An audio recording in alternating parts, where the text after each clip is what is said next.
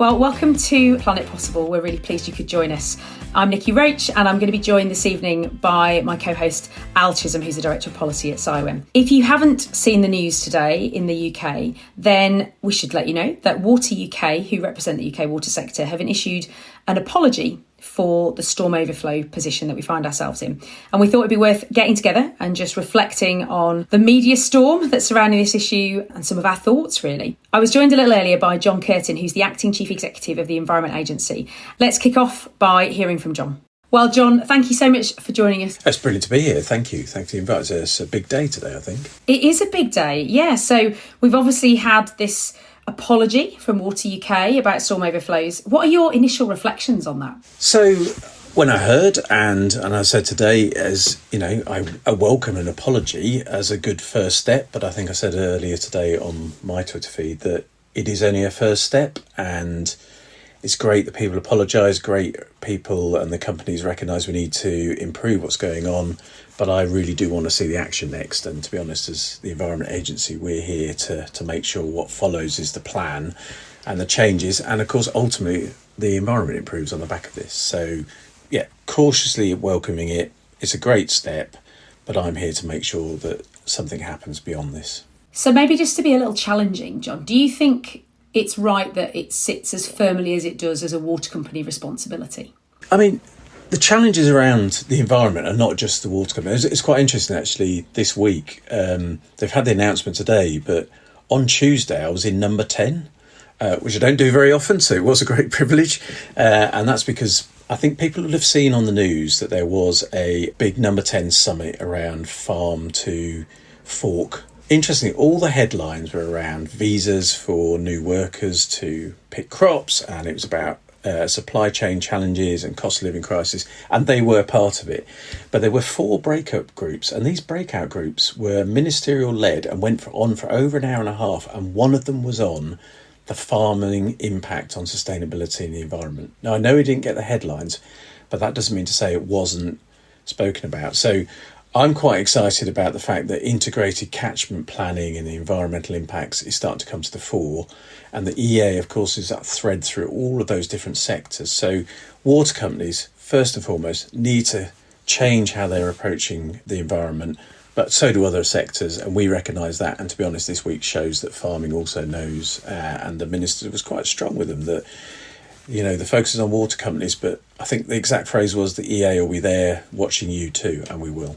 And what do you expect the EA to look like in response to this? Is it going to have to do things differently from how it's done things in the past? What are the changes that are coming, do you think? There's 2 for me. So one of the reasons this debate has come to the fore, I think, is partly because people are connected to the environment. And actually, it's an interesting reaction earlier saying that water companies have only changed their view because the public have demanded it and the politicians have become attuned to what people want in the environment. That's a good thing. That's democracy. That is people listening to what happens. So I think the 2 elements for me are, you have to remember that part of the reason why we're in this situation is because the EA demanded more monitoring on water company sites, and we started to see the evidence of what was happening in our environment.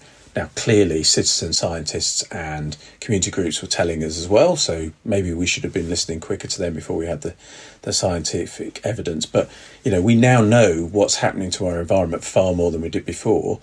The key for me is that I can divert more of EA resources to really improving the environment. One of the reasons I'm pleased with this announcement, over 50 court cases with water companies in the last 5 or 6 years.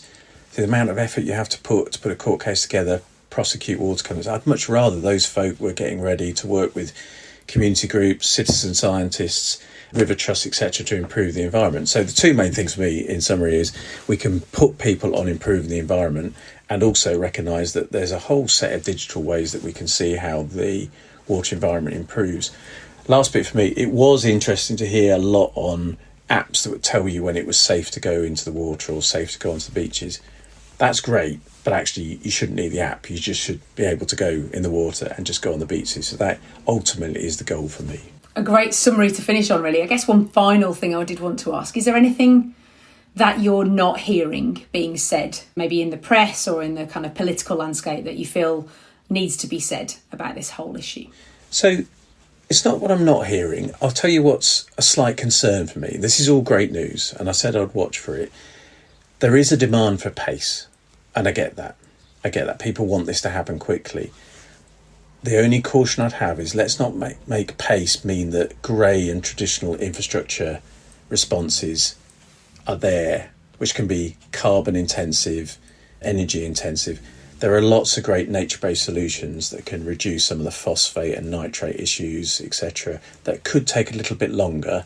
So yes, I get pace, but let's not get that force us down to the traditional known methods when there is lots of great nature-based solutions that could provide a green future for this as well. Great, John. Thank you. You're going to come back and join us on another episode of Planet Possible in our next season, which would be great.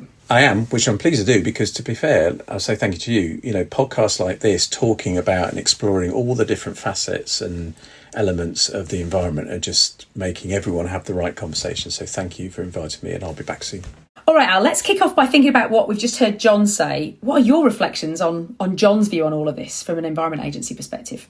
Like many people, John recognises the need that if we're going to solve some of these problems, we're going to need everybody on board, every tool in the book, and that includes the public. And I think the motivations for the water industry, the water companies, WaterUK, in making this apology is to kind of recognise and try and reconcile a little bit with the really low levels of trust in water companies with the public at the moment, and try and almost reset that and build a platform from which they can move forward. It's thrown up all kinds of challenge and kind of indignation almost that, yes, you've made this apology, but it's customers that are going to have to pay for it. The reality is that it probably does start with a recognition from the industry that it hasn't really been performing as it should have been on this, and it intends to improve it. I think we all do need to work together on this. It needs to be very much a kind of a collective response from the water industry itself, the other landowners and land managers, local rivers trusts and voluntary groups like that, the public. Otherwise, we're just not going to get where we need to get. John talked about, I guess, the unintended consequences of the sort of Twitter storm, the media frenzy, you know, the potential impact of knee-jerking a response to all of this, though. And, you know, he talked about the pace of delivery, and if we're not careful, we might rush to try and solve this by pouring a lot of concrete and maybe, you know, storing a lot of rainwater that could actually be dealt with through other methods. So I guess, what do you make of all of that frenzy and the impact of it on the way that the sector's going to respond, do you think? Right, look, it's been good because it's really highlighted the concern that there is out there over healthy water. That's a positive thing. As John said, it's democracy.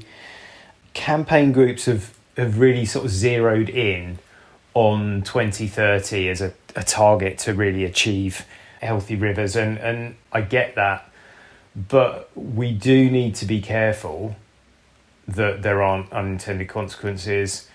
And we need to understand what it is, what the definitions are here. What are people talking about when they want to see an end to sewage pollution, when they want to see no more raw sewage in rivers, healthy rivers? What does that actually mean? Because if you genuinely are talking no more sewage in rivers, there's not a cat in hell's chance that you're going to get that by 2030.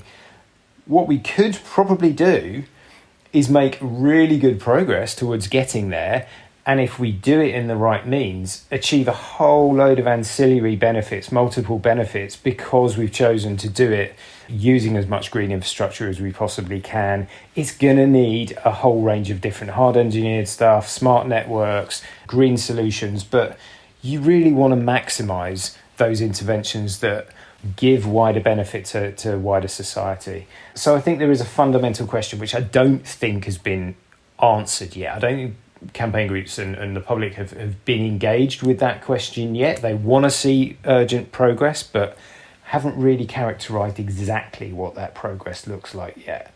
I think that's an important next step. How do we have that debate? You've been on Sky News this evening, for example. You know, the media's really interested, but it strikes me that it's quite binary. You know, it does feel like there's good cops and bad cops and and that's it really. How do we start to have those slightly more nuanced conversations with the public and with regulators and with all of the stakeholders that you've talked about and water companies, when levels of trust in the sector are, I mean, quite understandably, about as bad as I think I've ever seen them in the last 20 plus years. So where do we begin with that? Well, I think there's stages to all of this, aren't there? And the first stage, obviously, we started seeing this event duration monitoring data come out, be published, quite shocking, genuinely shocking numbers, shockingly large numbers to public audiences. And there's a reaction to that, isn't there? And we've seen this big upswelling of response to that. You know, you see campaigners, Fergal Sharkey and the like, who say, we're not going to leave this alone. We're not going anywhere. One of the campaign groups earlier today was making the point that they feel we're now past that point of denial, that this is a big issue for people. And I think the apology from water companies, it's done one thing. It has kind of acknowledged that. It gives that platform to then start having those discussions again about, well, where do we want to get to? How quickly?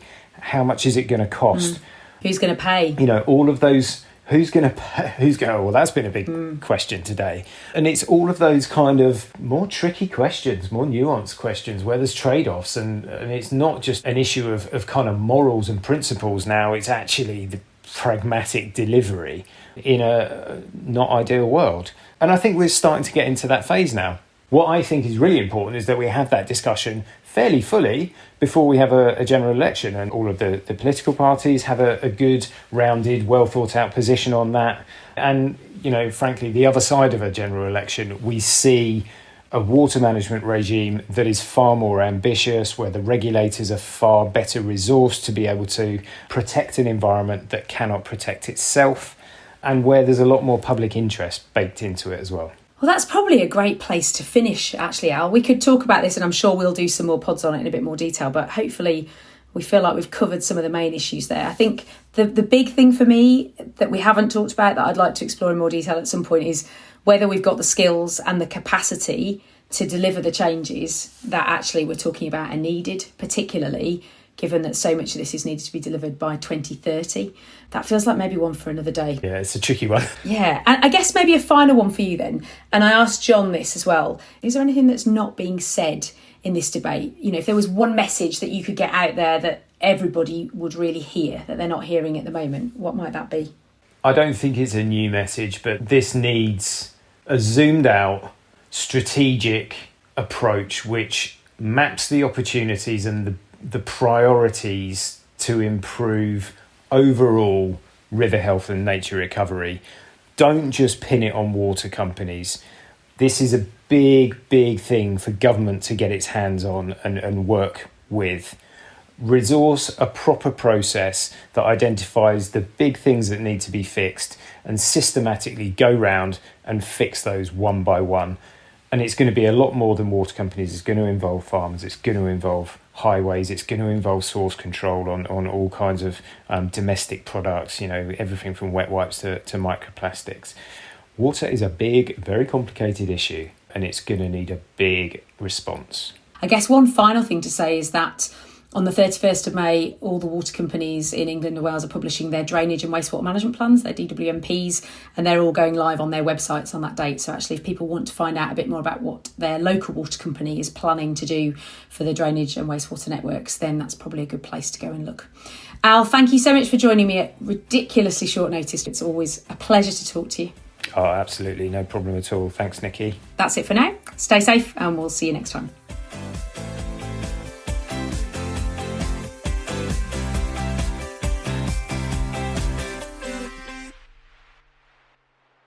Planet Possible is produced by Bwlb. Bwlb Bwlb. The best ideas, the strongest content.